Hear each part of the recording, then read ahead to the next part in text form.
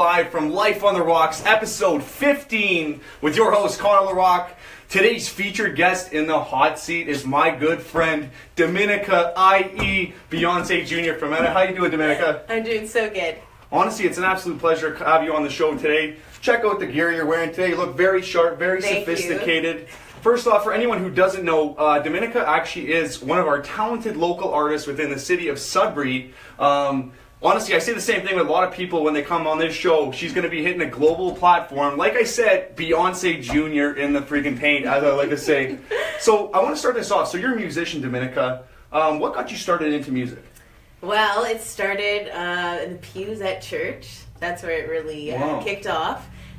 Just singing on my own. And then my Auntie Kathy, she had this family reunion, a big one out in the valley, and her husband had a bunch of karaoke equipment. Okay. And so we set it up, and for some reason I was just drawn to it. I really wanted to go up there, but I was about 6 or 7 years old, so still shy. But I made my way up there. I did some Avril Lavigne, and my big song was I Just Called by Stevie Wonder. Oh. Yeah, so that's how it really started. Hey, I could. No, so that's where it started. How old were you? So you said about 6 years old, roughly, you got into music? Do you focus primarily on a specific genre, or are you involved in a number of different things? Well, I like to dabble everywhere. I like to say my voice is versatile. But growing up, I listened to my mom's records. Oh, wow. I'm going to say some names. You probably won't know who they are. Engelbert Humperdinck. One out there. Shout out to my mama. There we go. She's watching. No. Yeah. Who else? Paul Anka, the Isley Brothers, the Drifters, like old crooner, like 50s kind of songs, and that's what really started. It's a romantic sound, and I started off singing more ballads. Okay. You could really showcase your voice, so yeah. I want to ask, so I want to walk everybody through watching this for a second. So picture this. So you have a whole audience behind you. Like, what's the biggest audience you've kind of engaged in? A couple hundred? The biggest audience that I performed in front of? Performed in front of. Oh, over 16,000. 16,000. Okay, guys, like, let's put this in your head for 1 second. So 16,000 people sitting in front of you with their eyes just waiting for you. I want you to walk into that moment for a second, looking in. As you walked onto that stage, what was going through your mind? Honestly, I was so excited. There was no nerves, which I anticipated. Because usually when I perform, I get butterflies that are adrenaline. I like to call them. Really? Yeah. Some fierce butterflies. But that helps me to perform better. It just gives me that extra push. You feel it, But honestly, like, oh my goodness. There's no words to describe that experience in that moment. I felt like I was doing what I was supposed to be doing. Literally, you felt in the moment, like what we like to call the mind, body, soul connection. Yeah. 16,000 people, though. Was that at that big venue you did for Walmart, the global venue? It was at the Bud Walton Arena in Arkansas. So sold out, some big people there. The CEO of Instagram was there. Pretty sure Drew Barrymore had a seat there. Yeah, just it was amazing. No kidding. Like, so what even got you in there? So you had to send in a video to this place, and then you go through, I'm assuming, a selection process. Talk me through this for a minute. Sure. So at the time, I was working as a part-time associate in a deli. That's where we met? No, we went to school together, but we worked at Walmart. Yeah. Started from the bottom, now we're here. Just kidding. No. Full circle. Can't wait for the next 5 years. What that will bring. But so I was your deli specialist, slicing that bologna and salami all day. There you go. And there was a poster in the back room, and it was a talent search, a global talent search. So for all of the associates working at Walmart. So there's about, I believe, 2.2 million associates. Wow. Yes. That's huge. Yeah, and it's in 27 countries throughout the world. So huge, like global platform right there. And I just thought, hey, why not? No, for sure. What do I have to lose? If I didn't get it, that's fine. But that's also, even though the door is closed, it's an open door. That's it. So, but this door happened to open for me very wide, and I was very excited. So the process was to film yourself singing a song about 2 minutes and say a little bit about yourself. And I chose to do the song "Happy." It was big at the time by Pharrell Williams. I mean, how could you not be happy? Yeah, literally, You're like, why not? Yeah, exactly. And I felt that it exuded my personality, and I was able to bring out my smile. And so I submitted the video, and that was it. Like, it was pretty quiet for a couple weeks. And then I was actually going to catch the bus to my 7 p.m. French class at Legend. And I was a little late, so I was in a hurry, and then the phone rang. And it was one of the managers from the store, and they received a call from head office asking about me. You know, who is this girl? How is her work ethic? All those sorts of questions. And luckily, thank God, they had good things to say. Definitely. And then... Yeah. Sorry. Oh, yeah. And, so then I found out that I made the top 30 throughout the world. Top 30 out of 2.2 million. Yes. Top 30. Guys, put that together. 2.2 million. Top 30. That's crazy. Just go on. Sorry. Oh, yeah. And I was the only Canadian. Wow. Which was such an honor in itself. No kidding. You wear the flag on your back when you went in there? I definitely had some swag with me, some Canadian swag. No kidding. But that in itself was an accomplishment. Wow. And I didn't know what to expect. You know, would I be selected to move on? For so sure. they were going to choose 6 from across the world out of those 30 applicants. And I remember I was working, doing my shift, and all of a sudden I noticed a lot of the managers started like popping out of the aisles and coming around the deli. And at that moment I was terrified because I'm thinking like everything's pretty clean. And we didn't have anything to do with that moment, so my friend and I, we just picked up a spray bottle and some rags and started wiping it. Yeah, exactly. Totally. And we had no idea what was going on. And then they all came in front of the deli case, and my heart was just like, oh my goodness, like what's going on? They're getting rid of the pink slip. That was the moment. No kidding. Yeah, it could have been. And then they called me out from behind the counter, and they all took their cell phones out. Wow. So I'm like, what's going on here? Yeah. And I guess they're taking videos, and the store manager said, Dominica, it's nice to meet you, because he had just arrived at the store, brand new. And he said, it's nice to meet you. I just want to let you know that you are going to Arkansas. Wow. And I really had no idea what to expect in that moment. I didn't even know. Like, I was just smiling in awe. Exactly, yeah. Like, what is this adventure going to be? And it turned out to be the best week of my life. Yeah, literally one of the greatest moments of your life. Mm-hmm. Seriously, I can't get over that. 2.2 million, top 30, then all of a sudden you get into the top 6. Yes. So how did it work down there? Like, so did you each have to do your thing, or did you have to go through another competition process, or did you just go out there and sing? Like, walk people through this. So if there was 16,000 people there, like how did this work through? So basically, every year Walmart has their Shareholders Week, and they celebrate the associates, the global associates, and so they bring from each country, so there's 27 countries, they take 100 delegates from each country. Okay. And they get to celebrate the week and learn what Walmart's really about and those sorts of things. And on the side, they decided to do this talent search. And so that turned out to be amazing. So the 6 winners, there was one from Chile, the UK, 3 from the States, and South Africa. Oh, wow. And myself, so quite the mixture. Diverse.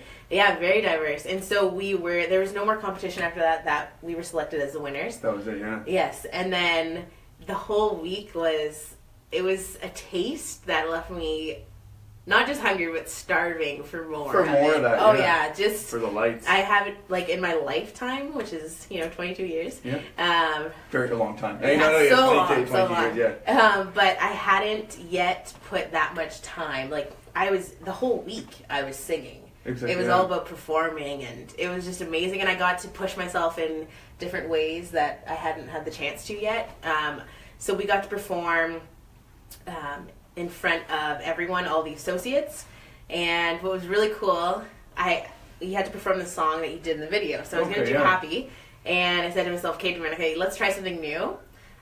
I really wanted to go down in the crowd and like dance with them, just like that. Really get into the moment. Yeah, Tony Robbins style. I did it, and it was definitely a highlight. One of my most favorite performances. Wow. Just because it was a humble moment. You're down to earth. You're with everyone, and it was great. Everyone's dancing. I loved it, and I just fed off their energy. Wow. And then we also did a show outside, which was really awesome. And the big one was at the shareholders meeting. Okay, so that was the arena, basically. Oh, yeah. Where you're in the arena doing your Beyoncé Junior thing. Yeah. So that was That's at incredible. 7 a.m. and all the prep that went into that. We did rehearsals. We had a production team from New York. Wow. And they did our choreography. Just amazing. The stage crew. No kidding, yeah. Like, phenomenal. It just gave me a glimpse of what it could be. Exactly, yeah. And then, so after we performed, Ricky Martin also performed, Mariah Carey, so on the same stage. Platform, literally, you're on that level. I want to back this up for a second. So going through that moment, you know, where you stepped into that moment, literally, like, pretty much we're on the stage with these icons, you could say, these music icons. For sure.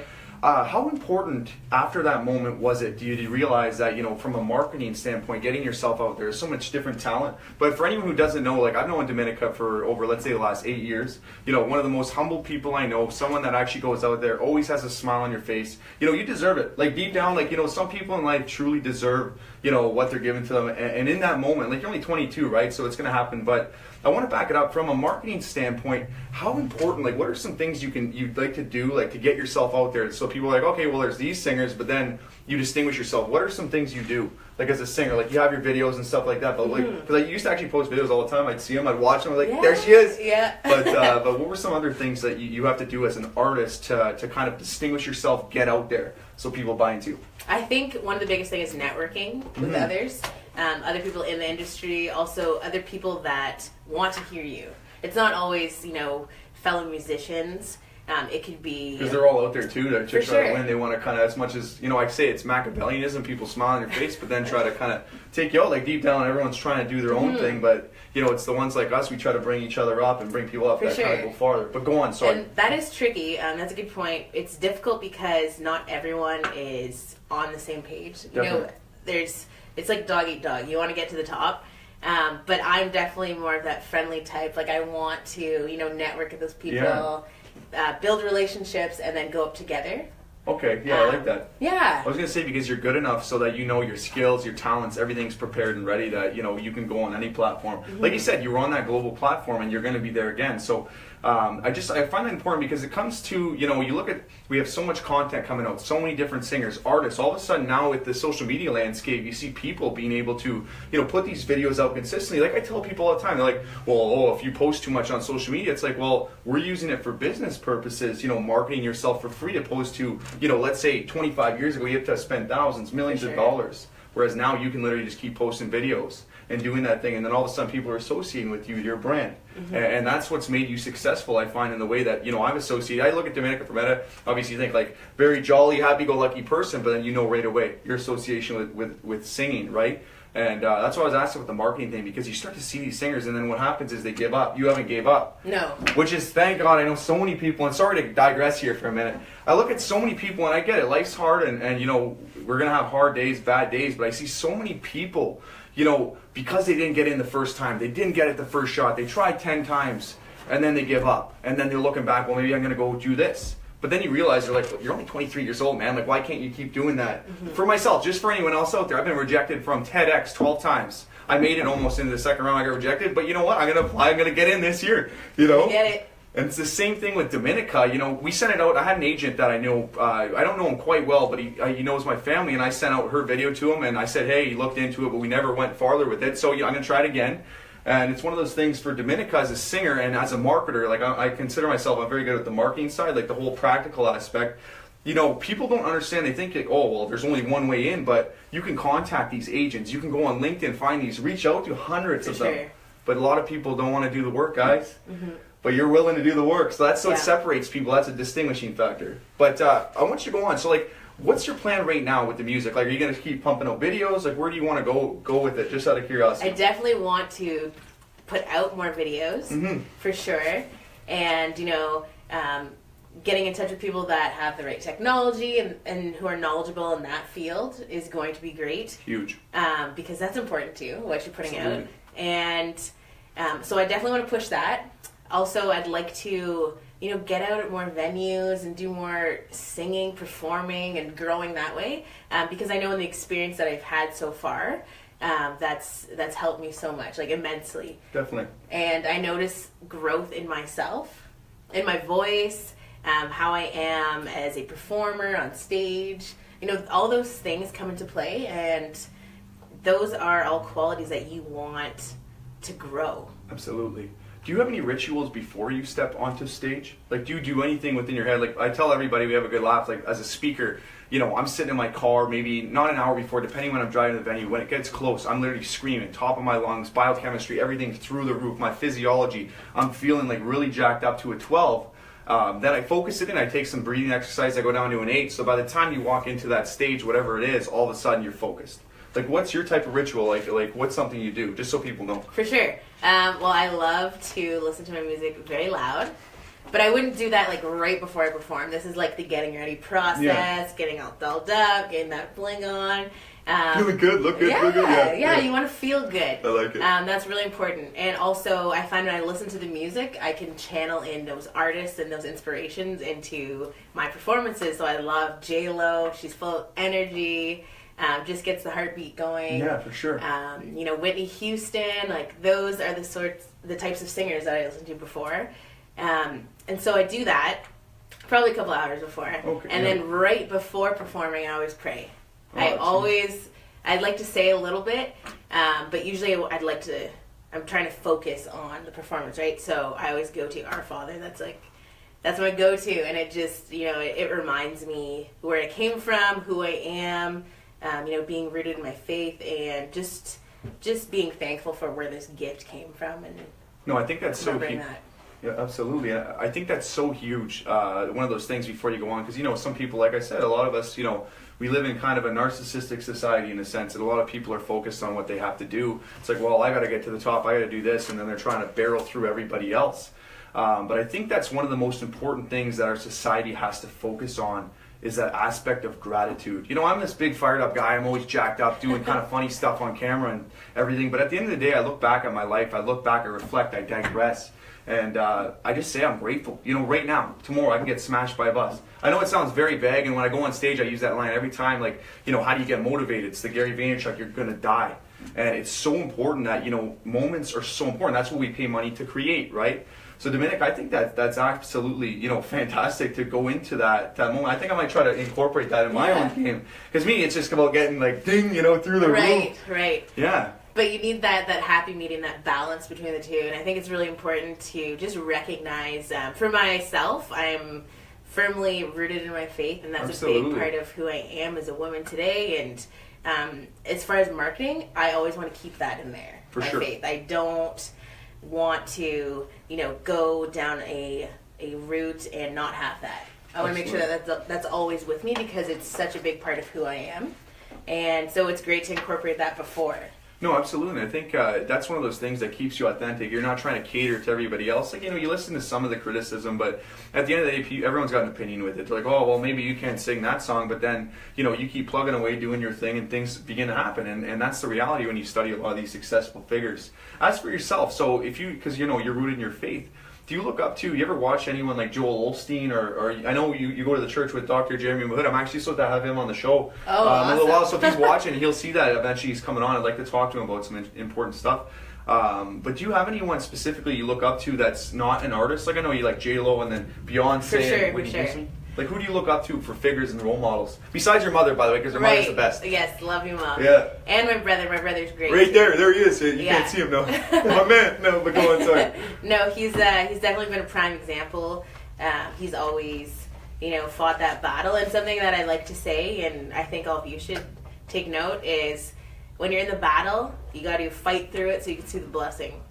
Wow. Because it's not always just going to be a blessing in front of you. That's so true. And you can't get down in those moments, because you know you gotta push harder and get through. So my brother Emilio has been a great example of that. He's just an all-around amazing guy, and he's always put his all into what he does, and for the greater good, not just for himself, but, you know, for whether it's for football, his teammates. Going for that W, get that win. That's it. Whether it's volunteering and who he's volunteering with, those sorts of things. So he is a big inspiration in my life. Spiritually, I'd have to say Stephen Furtick. Okay. He is a pastor at Elevation Church. You got to check it out. I got to check it out, yeah. I'm going to write it down. He's just amazing. Full of energy, but so full of the Holy Spirit, which is awesome. Power. Yeah. You know, you feel it, I love that. My goodness. You feel it. And even I do watch online his live videos and his sermons, and just even being in front of a screen. And he's all the way in North Carolina. Okay. So there's some distance there. Definitely. But that doesn't matter. No, absolutely. It's like his power just comes right through the screen, and you feel it, and his messages are so... He takes something that can be so complex, maybe biblical, big terms and those sorts of things, and he brings it down to earth, which I love. Yeah, it's huge. And then I could use that to mold myself. It's really awesome. So I'd love to tune into what he has to say. And I like that. That's like one of those things that people, the easiest way to learn, it's like, you have like a physicist or something, like the Tony Robbins example, it's easy. It's like, well, you can't explain to me like what an apple is if you don't understand it. You have to relate it to like an orange. It's kind of funny. That doesn't make sense. But that was my thought there for a second. But no, I think it's so important. Like you look back and you want to have these role models. So even if they're religious or not, whatever side it comes from, I look up to, like I was saying, I look up to these guys like Gary Vaynerchuk, Tony Robbins, all these people that like you get to see their side, because there's only so many people. You can listen to everyone, take it in, respect their opinions. But I know, sometimes it's hard because some people, like, you're getting thrown so much information. It's all free. It's coming at you. You're like, well, do this. And then all of a sudden, this guy, the person you love and look up to, they're like, do this. And you're like, what do I do, Mm-hmm. And then you have to come to a decision. Backing this up for a second, being that, I like to talk to entrepreneurs and other people on this show and other things. Do you ever see yourself maybe, kind of designing some type of speaker business where you're going to teach people or do something, because it's almost like a business in the sense that you're marketing yourself. And then you're going to get paid for it as a speaker eventually, right? For sure. Do you ever see yourself in that aspect? Or wait, back that up for a second. What did you study in school too, by the way? I studied to be a teacher. Okay, so teacher. So then, so just put that together and then go on with that. I asked there. Sorry. As far as marketing and that sort of thing, with singing and like the arts and that sort of field, it's important to go beyond that. So when you're not singing, what are you going to be doing? And something that I really love, and it's near and dear to my heart, I love doing mission work and outreach to those who are living lives less than fortunate and who don't have all that we have. So I would like to set it up where I do that on my spare time. That would be amazing. That would be so fantastic. You're a philanthropist. Oh yeah, I would love to do that. We need more people. That's actually right there what makes you great. You can do the singing, you can do all these things, but that right there, that carelessness, like about, whatever, it's like, well, no, you got to try to help as many people. Not carelessness, but that thoughtfulness of helping everybody. Right. We need more of that in the world, especially now when we're coming at the brink, this volatile world, everything's happening, everyone's so worried, concerned of the negative. I've never in my life seen you negative. You've never been like, oh, Connor, well, today sucks. It's like I'm hungover. I'm just kidding. She doesn't drink. No. But in the sense, like, I've never heard you like that. And we need to promote more of a positive message. Mm-hmm. And that's what I want to do, even though, like, I'm jacked up. In a different sense, like, I like the aspect. I tell people all the time, seriously, think of a moment when you're feeling like crap, everything sucks. You're like, oh, I'm so down. But then if you help somebody, all of a sudden that's going to trigger something in your mind. You see someone in a worse situation than your own, you're like, okay, life's not that hard. It's like I'm not working in a factory in India. You know what I mean? I'm not in one of these communist countries. I'm not starving. It's like I at least live in a country where we have the ability to create and do these things. And that is honestly what makes you great, Dominica, is that you're going to be an artist and you're going to be able to spread your message, give people that vibe. And then on top of it, you're giving back. And that is what makes people successful. Too many people are focused here and the giving back. They're like, well, I got to make the money. I got to do this first, then I'll give back. It's like, no, start now. Program yourself. For sure. Right? And it's so simple. Even just walking by someone and you really like their shirt and you're kind of in your head, you're like, oh, I don't want to say it out loud. Is that weird? Just say it. Because you know what? Every day when you wake up, you woke up. You have a day. Exactly. You don't know what's tomorrow. We don't know if we have tomorrow. And so you have these choices that you can make. They're laid out in front of you. So you can you decide ultimately who you want to be in this world. But the opportunity for you to do good and to spread that, and not just for your mind, but also make sure it comes from your heart. Absolutely. That's the most important thing, and that can go so far. And that could really, it will change someone's life, whether it's in a little way or a big way. It will, for sure. How do you feel at the end of the day once you know, like, you really feel it, actually, when you feel it, when, you knew you helped that person that was starving, like, there's no better feeling in the world, I think. Honestly, at the end of the day, like, it's that maximum pleasure, that ecstasy. You're like, wow, you look at the look on their face when you give them some type of food or whatever it is they need. That is what life is about, to a T. And no matter what we do, wherever we go, it's always giving back, that aspect. But to close this interview, I want to go off to something very important, Dominica. You know, you're a singer. You know, you just finished your schooling, correct? Yes. You know what I mean? You're building your brand. You're doing all these things. What can we expect next from you? What is the goal? And don't be afraid to be cocky. No, again, I'm not cocky, but no, don't be afraid to say whatever it is, like, so people know. And it's an accountability in the sense you get. I know you're going to do it. Yes. But you know, for people out there, putting it out there. Well, I'm a visionary person. I'm a dreamer. I'm a big dreamer.